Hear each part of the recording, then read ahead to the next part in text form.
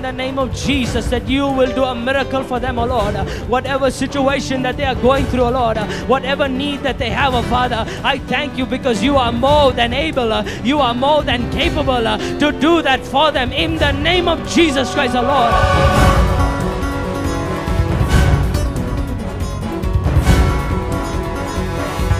Okay, awesome. Today is what? Don't say Sunday. I know it's Sunday. Today is what? You remember what we said last week?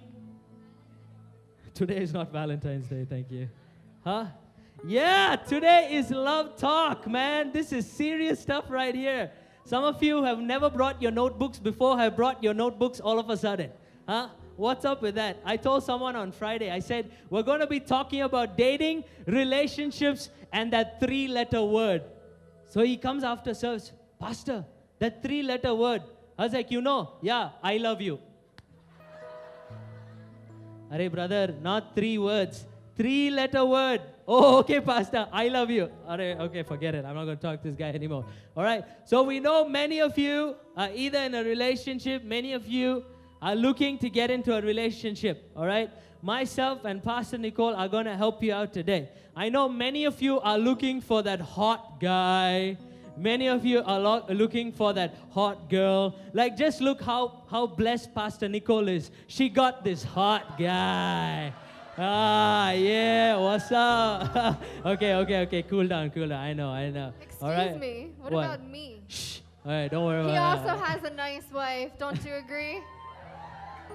We want to bring to you guys, to your attention today, important things in finding a good soulmate. And maybe some of you are thinking, why do I need to think about a soulmate right now? I'm in my school, I'm in studies, I don't need to think about who I'm going to marry in my future. But we want to talk about the importance of the characteristics of the opposite sex. When you're looking for love, you need to find the right one. And what we mean by the right one is meaning that their character traits should represent God. Why? Because each one of you guys are Christians, and so many of you right now are in this season of life where you're looking for love. You're in search of love. You're searching and seeking to be filled. And so what we're going to talk about today, if you bear with us, because it's a lot of notes and things, and we want you guys to really take down notes and pay attention, is that we're going to talk about what is a hot guy? What is a hot girl? What makes a person hot to you? What makes a person hot to you is not only about the physical appearance, but it's about the character of who that person is. The biggest decision you can make in your life, besides accepting Jesus, is finding the right person and who you're going to marry. Some of you may have that decision of choosing who you want to marry, and some of you, your parents will choose who it is that you're supposed to marry. Either way, there are characteristics in which you need to find in that person that makes them worthy of being married to you. Isn't that right? It's so easy to just go out and find any old guy and say, hey, you want to get married? Yeah, but unless you know who that guy is, you don't know if he's angry, you don't know if he's happy, you don't know if he loves God, you don't know if he's off his head or some crazy person. The same thing with girls, same thing with guys. You can't just pick someone off the street. You got to know who they are, because that promise of being together till death do you part, it's a huge deal. People today don't treat marriage like a huge deal. Today, marriage is like a joke. It really is. But we're here to tell you that even relating from our marriage, marriage is the most amazing thing. It's the most happiest thing that you can do in your life. But so many people today, the way the world and the media portray marriage or sex or relationships is like a complete joke. You see all the outward stuff, but you don't know what's going on spiritually. You don't know what's going on inside those people. We live in a plastic generation. Plastic meaning everywhere you look, there's ads, there's tabloids, there's posters of beautiful, gorgeous women. And everywhere you look, guys are looking at those images, but girls are also looking at those images. But we're going to get into that later, what we perceive and what we view of the things that we see around us. And marriage being the most important decision that we make. But everything leads up to marriage. All our relationships, liking someone, dating, those choices can either alter your life in a good way, or those decisions can lead you down the wrong path. So today we want to talk to you guys, what is a hot guy? Hot, in our definition, is H stands for holiness. Everyone say holiness. Everyone say holiness. H in hot stands for holiness. That's a character trait that a hot guy should have, is the lifestyle characteristic of holiness. What does H stand for? What does H stand for? Okay, O. O stands for outrageous. A hot person, a hot girl, or a hot guy is outrageous. Okay, we'll get later on into the definition of these things, but a hot girl or a hot guy is what? Outrageous. O stands for what? Outrageous. Okay, T in hot stands for trustworthiness. Trustworthiness. What does T stand for? Trustworthiness. Okay, so this is what we're going to be talking to you about today. What to find in a hot guy and what to expect of finding a hot girl. All right, let's get into it. H stands for. Some of you look so depressed. Holiness. Oh man, I can't believe this, God. Is this so difficult? All right, many of us view holiness as boring. All right, many of us view holiness as being a monk-shaped head. We have those long orange robes and we walk around every day going, hum, hum, hum, hum.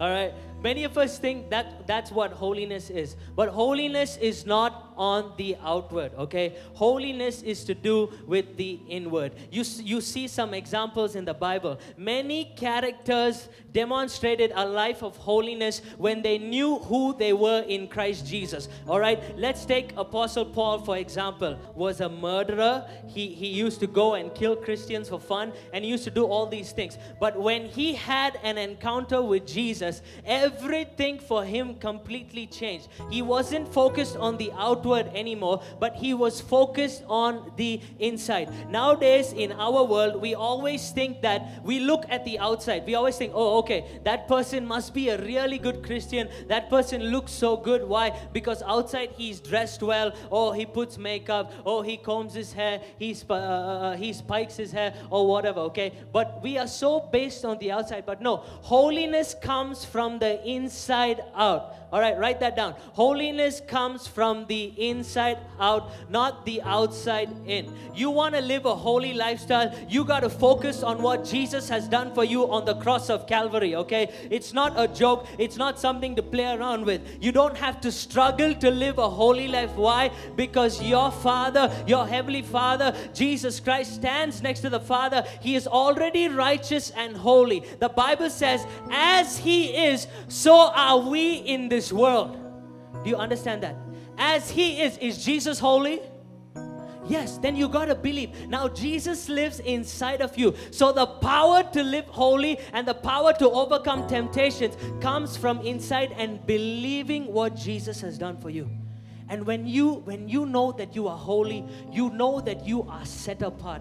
When you know you are holy, you know you are called according to the purposes of God. All right? So I have good news for you. You don't have to struggle now to go everywhere and say, oh, until I reach that level of holiness, I'm going to seek God later self. No. There's no point you reach, because why? Jesus already reached that point for you when He died on the cross of Calvary. All right? So from now on, when you say, Father, I thank you, you are holy, Lord. All these things that I am facing in my relationship, I thank you. You will help me remain holy because you live inside of me. So your power is in me. So whatever temptation comes my way, I'm not going to give into it. Why? Because your power, your holiness, your lifestyle is going to come out from me. Do you understand that? Do you understand that? Do you understand that? Okay, good. Go ahead, honey. Okay, so holiness comes from the Holy Spirit. We know that we were not born into a world that's holy. We were born into a sinful world. Okay, and so holiness comes only through the power of the Holy Spirit. So as we develop our walk with God and as we develop our relationship with God, Holiness just comes automatically. The more you spend time in the Word, when you spend time with God, talking to Him day to day, that holiness starts to just rub off on you. That holiness comes from the Holy Spirit. When you ask God, when you're in a hard situation, Lord, help me to overcome this temptation. God, the Bible says God will always provide you a way out. God will always provide you a way out of a bad situation. Why? Because He's a God of holiness. Holiness, again, the definition could be pure, something good, something that's just pure, with no spot, with no fault, with no wrinkle. That's something that's holiness. And we will never be perfect. We're not talking about becoming someone perfect, becoming someone who you can't be, because we only get holiness from God. But that develops through your relationship with Him. Holiness is the state of being set apart for God and devoted to His purposes. It's being set apart for God and being devoted to His purposes. When you're looking for a guy who's hot or a girl that's hot, they'll show through the character trait of holiness. The first thing you should see in that person is that they should seek a lifestyle of holiness. Because if they don't even think that you can get into a relationship with that person. Because a life without holiness is just going to fall apart. A relationship with a guy that doesn't seek holiness, it's not going to work out. So save yourself from getting into something deep when you don't see that guy practicing holiness, when you don't see that girl living a lifestyle of holiness. Because it's not worth it, and we're telling you the truth that you're going to get hurt. There's no ifs, there's no ands, there's no buts. You will get hurt if you connect yourself with a man or a woman who is not hot. Do you understand? Are you following? Okay. God commands in 1 Peter 1:16, be holy because I am holy. Write this scripture down. 1 Peter 1:16, be holy because I am holy. He's not saying try to be holy. It's a command. He's saying be it. Be it. So we're supposed to represent holiness because why? God is holiness. God is pure. That's why the Psalms say, worship God and praise Him in the splendor of His holiness. When you're in the presence of God and worshiping in holiness, don't you think that holiness is going to rub off on you? Because it will. God called us to live a holy life. 1 Thessalonians 4:7 says, for God did not call us to be impure, but to live a holy life. God did not call us to be impure, but to live a holy life. That's a standard. Holiness is a standard. It's a moral standard. And today in our world, young people are having abortions left and right. Young people meaning under the age of 20. That's too young. They shouldn't even be pregnant. They shouldn't be having abortions, but it's happening. In the United States, slowly, each state is starting to accept same-sex marriage. I mean, we are getting really far away from our standards. Even people who claim to be Christians and are homosexual are in the church, and yet that's fine, but it's not right. And we need to start speaking out what is right. We need to start acting appropriate, like acting and being appropriate children of God. Amen? Amen? Amen. God continues to work holiness in and through you, through the Spirit who dwells in you. So don't think you're not good enough, you'll never have holiness. No, you're developing holiness right now as we speak. You're developing that character trait right now as we speak. Why? Because today, whoever is here is showing that you're teachable. Whoever came here today, it proves a point that you want to learn and that you're able to receive. You're teachable. Whoever doesn't come to church isn't teachable. They don't want to learn. They want to just stay themselves. But all of you have come to learn what God's word is, to learn, to be teachable. 2 Corinthians 7:1 says, let us purify ourselves from everything that contaminates our body and spirit, perfecting holiness out of reverence for God. I'll read this one more time, just listen. Let us purify ourselves from everything that contaminates our body and spirit, perfecting holiness out of reverence for God. If we revere Him or fear the Lord, we will value and pursue a lifestyle of holiness. Because, see, many of you are looking to step into a relationship of holiness because, you want to get to know God more. So the more you get to know God, you're going to become holy. But see, those of you who are looking into the man for that person, or that looking into the woman for that person to be Mr. or Mrs. Right, they first have to demonstrate holiness. What do they first have to demonstrate? A lifestyle of holiness. Okay. All right, I want to show you guys something, all right? So imagine you're in a relationship, and I want to show you guys something. Honey, hold this. All right, let's do this. Bring that cloth here. Bring that cloth. Put it all over. All right, watch this. All right, hold that up. Now I want to ask you guys something. When you hold this up here, how do you think God sees sin? Now this is the big sin, and this is the small sin. All right, everybody, I want all of you to look at this. How does God see sin? Does He look at the big sin first, or does He look at the small sin? Think about it. Which one does He look at it? Say it. Some of y'all said big. Some of y'all are saying small. Say it. Huh? How many of y'all say He looks at the big sin first? Lift your hand if you have hands. Nobody? Okay. Come on, don't feel shy. It's all right. Who thinks that God looks at the big sin first? Lift your hand. You're all shy. All right. Who thinks God looks at the smaller sin first? Lift your hand. Small sin? Okay. Good. All right. We have some brave souls in the house. All right. I want you guys to understand this, all right? This is you when you start a relationship. As things go on, you slowly start to know things about each person. You start to know their likes, you start to know their wants, you start to know, you start becoming personal with the person. Now, as you start getting personal with the person, what happens is you start with the thing of holding hands first. Some of you are smiling. You know where it is. You know how nervous you feel. Ayyo. He wants to hold my hand. The guy sitting there like, is this the right time? Is the right time? Is the right time? Is the right? And girl is sitting there sweating, texting a friend. He's going to hold my hand, yaar. I don't know what to do. All right. Your friend sends you back. Just hold his hand. All right. Then all of a sudden you hold hands. It starts with that. All right. I'm not saying that's a sin. So don't be like holding hands is sin. Oh my God. No. Okay. Wait. Once you start holding hands, then slowly it leads to one thing. Why? Because you are comfortable with the person now. You know you've held hands. Then you see, you start to break that physical barrier with the person. By the time you know it, one thing leads to another thing, and the next thing you know, you find yourselves very often in places you shouldn't be. Okay? You find yourselves in places where you shouldn't be. You're always alone with that person. Every time, ladies, you know what I'm talking about. Guys, you might be that guy, or you know what I'm talking about. Every time you go alone in some secret place with that person, it always means that you want to break a physical barrier with them. So when you go close, don't act all super spiritual, okay? Pastor, I am anointed of the Holy Spirit, all right? Nothing's going to come against me. When I sit by myself, I feel the Holy Spirit so strong upon me that even He gets filled with the Holy Spirit. By the end, we both are speaking in tongues and glorifying God.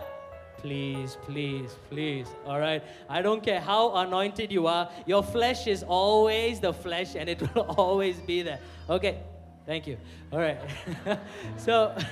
So you see, once you break that barrier, then you start, physical touch. Things go another step. From second base, you've hit third base now. And all of a sudden, you see, you both are comfortable with things you are doing. That's what I'm talking about, that sin right here. All right? God's standard, when God sees sin, there's no big sin, there is no small sin. And when I'm talking about this, when I'm talking about this right here, I'm talking about going all the way with the person. All right? Why? Why do you want to put yourself in that position where you want to break what God has made for marriage? Many young people nowadays are I'm being serious with y'all, okay? People need to hear this in the church. The church has kept quiet for too long. But listen to me very carefully. Many times young people throw away their virginities just because the fellow said, I love you, or just because the girl said, I love you.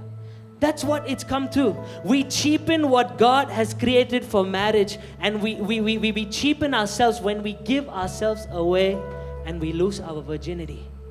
Many of you know what I'm talking about, or many of you know friends, okay? This is how it all starts, with this physical touch. When you feel yourself breaking into that barrier of physical touch, I want you to know, step away. Step away, not into the paint, okay? Step away from that, because you know why? One thing will lead to another thing, And by the time you know it, this small sin has become big. And what does it leave you? It leaves you feeling dejected. It leaves you feeling broken. It leaves you feeling cheapened. Why? Because you have given yourself away to that person. But God's standard of holiness is saying, no, save yourself, safeguard yourself. I have someone so much better for you. If you are in a relationship and all that person can think about is breaking every physical barrier, here's some good news for you. Get away from that relationship. Don't stand there and be like, oh, he told me he loved me. How many girls and boys we counsel every week come and tell us, Pastor, he told us he loved us. That's how it is. And here we are. We just throw ourselves away. And by the end of it, they come crying. Why? The guy has left or the girl has left and gone far away. Because we have thrown ourselves in. And we are giving up ourselves. And we cheapen ourselves. But isn't it awesome that even though this happens, there is someone with the name of Jesus Christ who's willing to take all the take all the shame, take all this guilt, all right? And he took it on the cross of Calvary and he nailed it. You know why? Because he loves you so much. Many of you know who you are today. You are in that physical barrier. You are breaking slowly. Now it's hugging. Then it goes one more step, one more step, one more step, and boom! You find yourself in this position, all right? So if you find yourself in that position, let me tell you something. Get up and run. There's one person I like in the Bible who I love this story when he was faced with temptation. You know what his name is? His name is Joseph. Joseph was sitting there minding his own business, all right? Who walks in? Potiphar's wife. Potiphar's wife was good looking. Some people say that Potiphar's wife was not good looking. I don't think so. I think she was good looking. Why would Joseph have run out of the room? If she was a grandma, what do you want? Come on, man. Even I was like, okay, dude, seriously, just get out. All right. But she was good looking as well. Joseph didn't just sit there and be like, no, I'm anointed of God. I'm cool. He said, how can I hurt my master and how can I hurt God? He got up and he ran from that place. He ran away. Why? Because he knew if he would be in that place, he knew he was going to give in to that temptation. Right? Run away from those things. Because the more you sit in those things, I'm telling you, you're going to come out hurt. And I'm going to say it one more time. If there's a guy or a girl who's forcing you to break the relationship barrier, the physical barrier, that's not the relationship for you. I'm sorry.